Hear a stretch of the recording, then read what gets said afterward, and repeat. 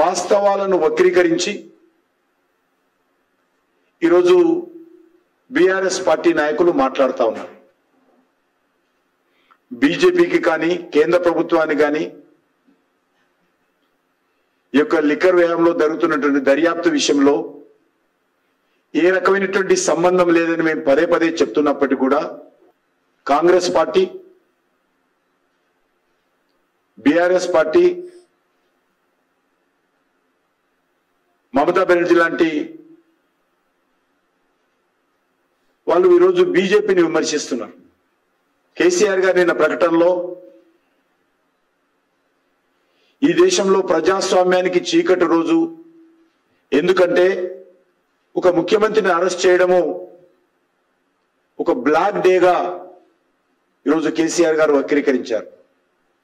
నేను అడుగుతా ఉన్నాను, మీరు ముఖ్యమంత్రి అయినంత మాత్రాన మీరు కానీ మీ కూతురు కానీ గతంలో, లేకపోతే ఈనాడు కేజ్రీవాల్ కానీ వాళ్ళు చేసినటువంటి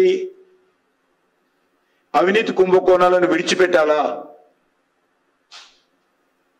వాళ్ళు చేసినటువంటి ప్రజాధన దోపిడీ ఏదైతున్నదో దాని మీద దర్యాప్తు చేయకూడదని కేసీఆర్ గారు చెప్తారా అడుగుతా ఉన్నాను. ఎందుకు బ్లాక్ డే అడుగుతా ఉన్నాను. వాస్తవంగా ఇది బ్లాక్ డేనే. ఇలాంటి ముఖ్యమంత్రులు లిక్కర్ వ్యవహారంలో కోట్లాది రూపాయలు దోపిడీ చేయడము నిజంగా బ్లాక్ డేనే. ముఖ్యమంత్రి కుటుంబ సభ్యులు లిక్కర్ వ్యవహారంలో ఒక దిక్కు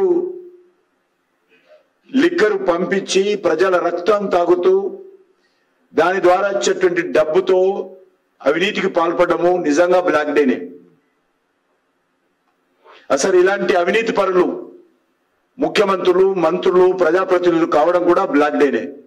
కుటుంబాలను అడ్డం పెట్టుకొని వారసత్వ రాజకీయాలకు పాల్పడుతూ అధికారాన్ని చెలాయిస్తూ ప్రజాధనాన్ని అక్రమంగా దోపిడీ చేయడము నిజంగా బ్లాక్ డేనే.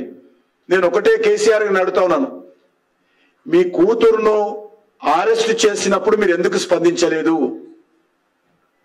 ఈరోజు ముఖ్యమంత్రి గారిని అరెస్ట్ చేస్తే ఢిల్లీలో ఎందుకు స్పందించారు? దీనిలో ఉన్నటువంటి మర్మం ఏంటో చెప్పాల్సినటువంటి అవసరం ఉంది.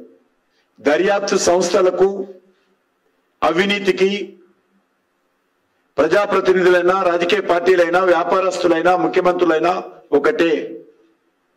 చట్టం ముందు అందరూ ఒకటే అనేటువంటి విషయము ఆయనకు అర్థం కాలేదా? మరి కవిత గారిని అరెస్ట్ చేసి 6 రోజులు పైన అవుతుంది కదా, మరి ఇన్ని రోజులు ఎందుకు స్పందించలేదు? కేజ్రీవాల్ గారిని అరెస్ట్ చేస్తేనే ఎందుకు స్పందించారు? ముఖ్యమంత్రి గారు తెలంగాణ ప్రజలకు చెప్పాలా? మాజీ ముఖ్యమంత్రి గారు క్షమించాలి. మీ నాయకత్వంలో 10 సంవత్సరాల పాలనలో బంగారు తెలంగాణ పేరుతో మీ పాలనలో మద్యాన్ని ఏరులై పారించి తద్వారా వెల్ఫేర్ యాక్టివిటీ పేరు మీద ప్రజల ఓట్లు దండుకునేటువంటి ప్రయత్నం చేశారు. మీకు కాంగ్రెస్ పార్టీకి తేడా లేదు ఈ విషయంలో.